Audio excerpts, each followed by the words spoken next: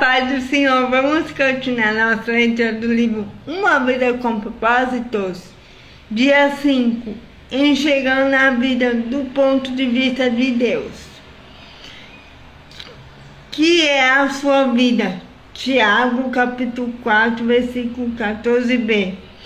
Nós não vemos as coisas como são, mas como nós somos. Anais Nin.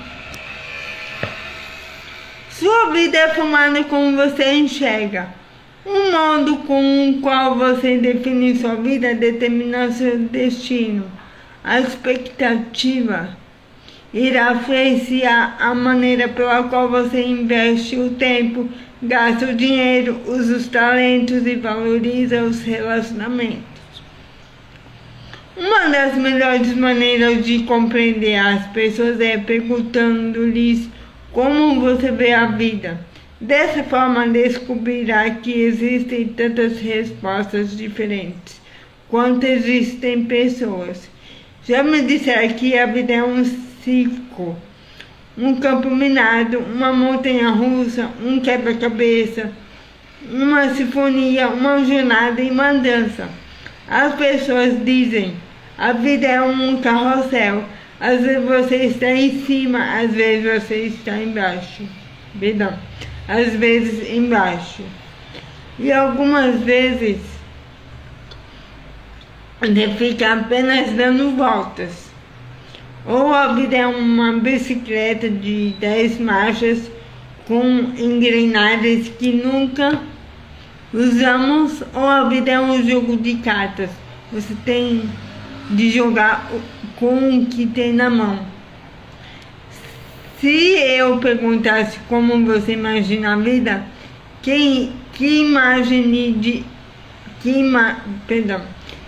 Se eu perguntasse como você imagina a vida, que imagem lhe viria à mente?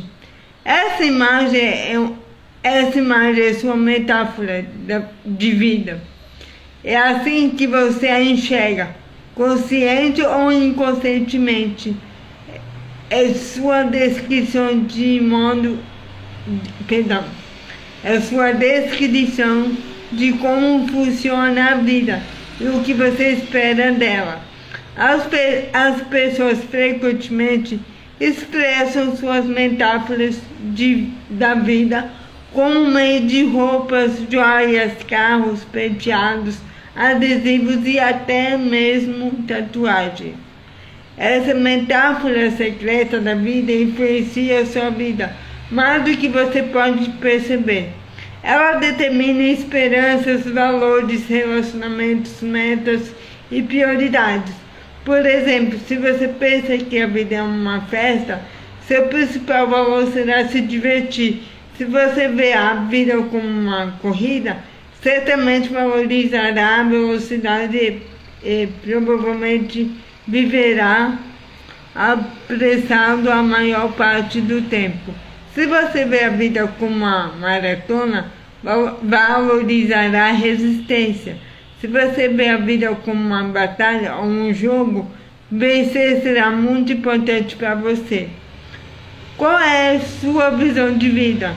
Você pode fundamentar a vida numa metáfora defeituosa, a fim de cumprir os propósitos para os quais Deus o criou. Será necessário desafiar a sabedoria popular e substituí-la por metáforas bíblicas da vida. A Bíblia diz, não vivam como vivem as pessoas deste mundo, mas deixem que Deus os transforme por meio de uma completa mudança da mente de vocês. Assim vocês conhecerão a vontade de Deus. Assim vocês conhecerão a vontade de Deus. A Bíblia oferece 3 metáforas que nos ensinam a visão que Deus tem A Bíblia oferece 3 metáforas que nos ensinam a visão que Deus tem da vida. A vida é um teste, uma incumbência de confiança e é uma atribuição temporária. Essas ideias são os fundamentos da vida dirigida por propósitos. Estudaremos os 2 primeiros neste capítulo e o terceiro no próximo. A vida na Terra é um teste. Essa metáfora da vida é vista nas histórias relatadas em toda a Bíblia. Deus continuamente prova as pessoas quanto ao caráter, a fé, a obediência, ao amor, a honestidade e a lealdade. Palavras como provações, tentações, refinar e testar ocorrem mais de 200 vezes nas Escrituras. Deus provou Abraão ao lhe pedir que oferecesse o filho Isaque. Deus provou Jacó quando este precisou trabalhar 7 anos extras para obter Raquel como esposa. Adão e Eva foram reprovados no teste do Jardim do Éden. E Davi falhou diversas vezes ao ser submetido à prova por Deus. Mas a Bíblia também nos dá muitos exemplos de pessoas que foram aprovadas em importantes provas, como José, Ruth, Esther e Daniel. Os testes tanto desenvolvem quanto manifestam o caráter da pessoa, e toda a vida é um teste. Você está sempre sendo testado. Deus constantemente observa a sua reação às pessoas, aos problemas, ao sucesso, aos conflitos, às enfermidades, às decepções e até mesmo ao clima.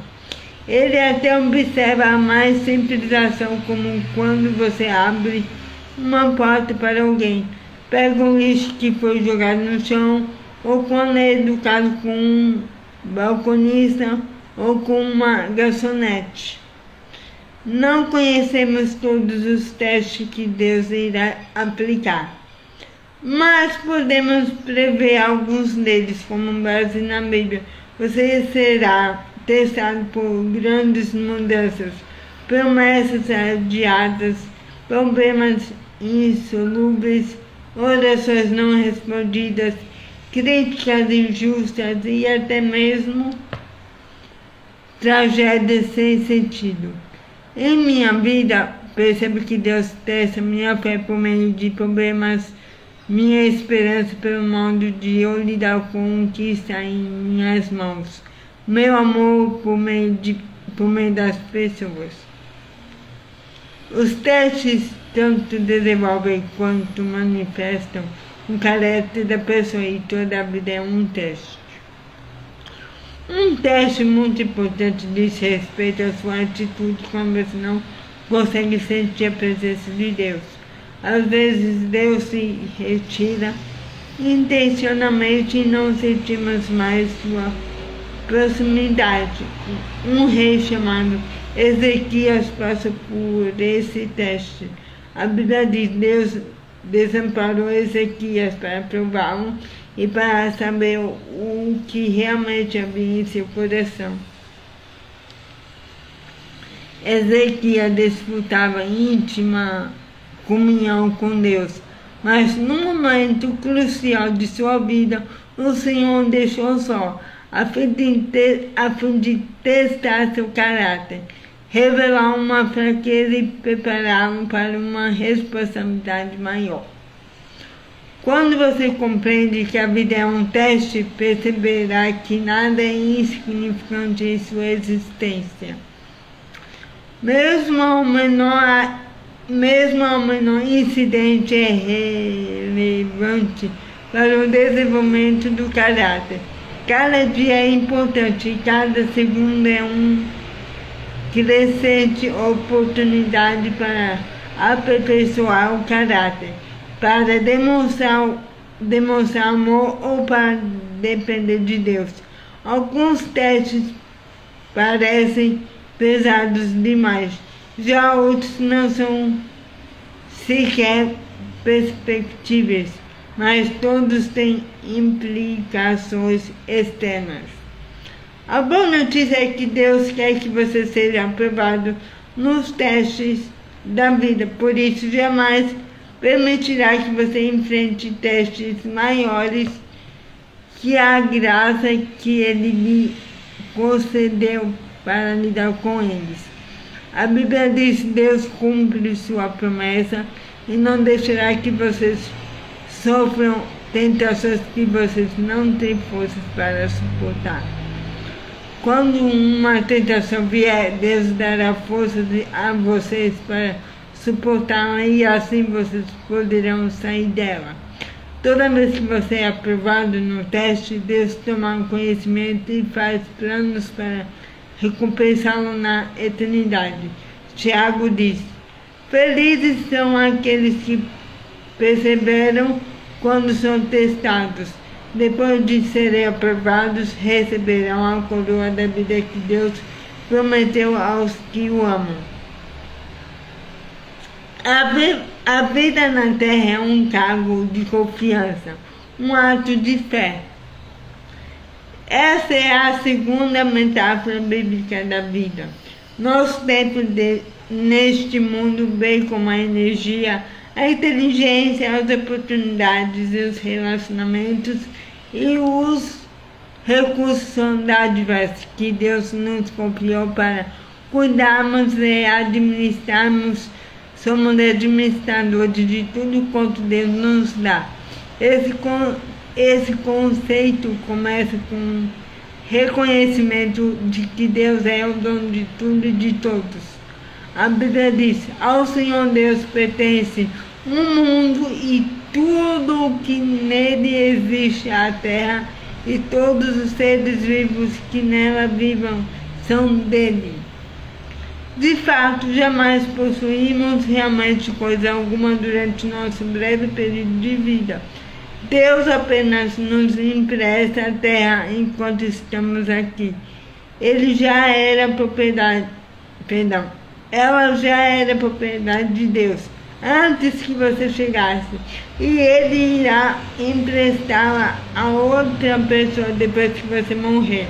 Tudo o que você pode fazer é desfrutá-la algum tempo. Quando Deus criou Adão e Eva, confiou a eles o cuidado de sua criação e nomeou-os administradores de sua propriedade. A Bíblia diz: Deus os abençoou dizendo: tenham muitos e muitos filhos, espalham-se por toda a terra e a dominem. E tenham poder sobre os peixes do mar, sobre as aves que voam no ar e sobre os animais que arrastam pelo chão. A primeira tarefa que Deus deu aos humanos foi administrar e cuidar das coisas dele. Dessa função, o homem jamais foi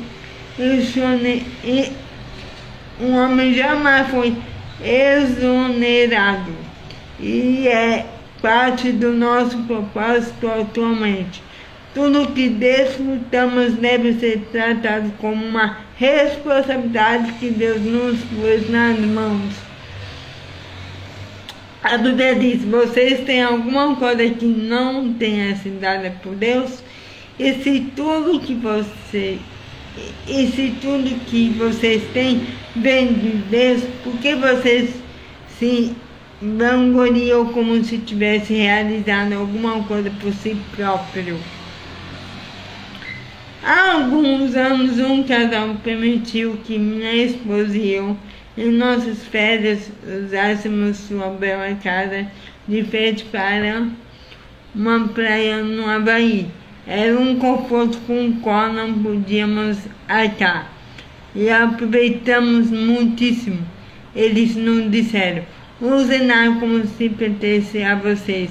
E foi o que fizemos.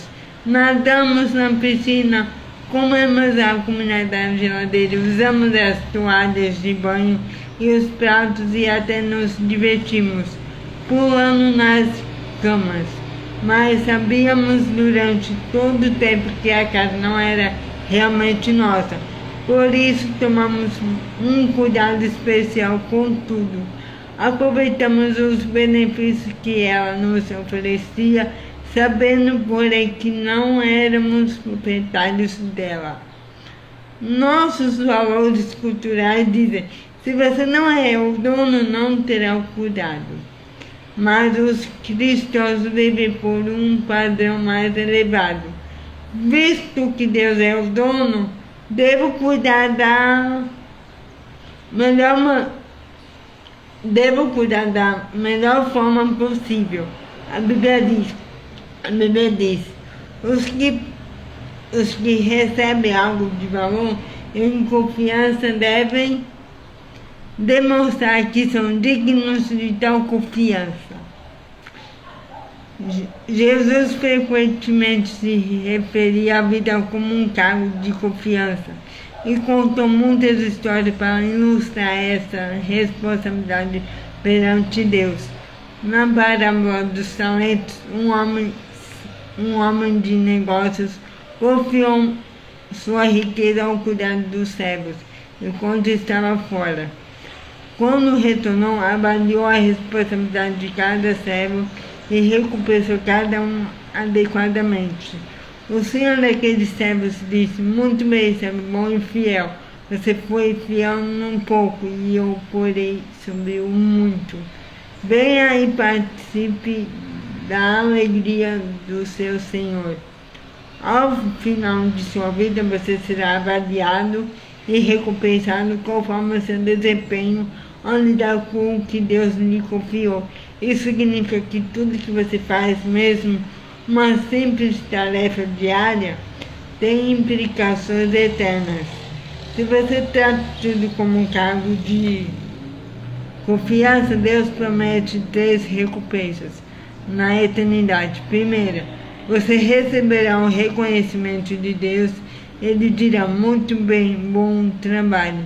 Segunda, você receberá uma promoção e uma responsabilidade maior na eternidade. Eu porei a cargo de muitas coisas. Terceira, você será honrado em uma comemoração. Venha e participe da alegria do seu Senhor. A maioria das pessoas não percebe que o dinheiro é... A maioria das pessoas não percebe que o dinheiro é tanto um teste quanto um cargo de confiança designado por Deus, que usa a área financeira para nos ensinar a confiar nele. Para muitos, o dinheiro é o maior de todos os testes. Deus observa como usamos o dinheiro para avaliar se somos confiáveis. A Bíblia diz: se vocês forem dignos de confiança em relação às riquezas deste mundo, quem lhes confiará as verdadeiras riquezas celestiais? Quanto mais Deus lhe dá, mais responsável Ele espera que você seja.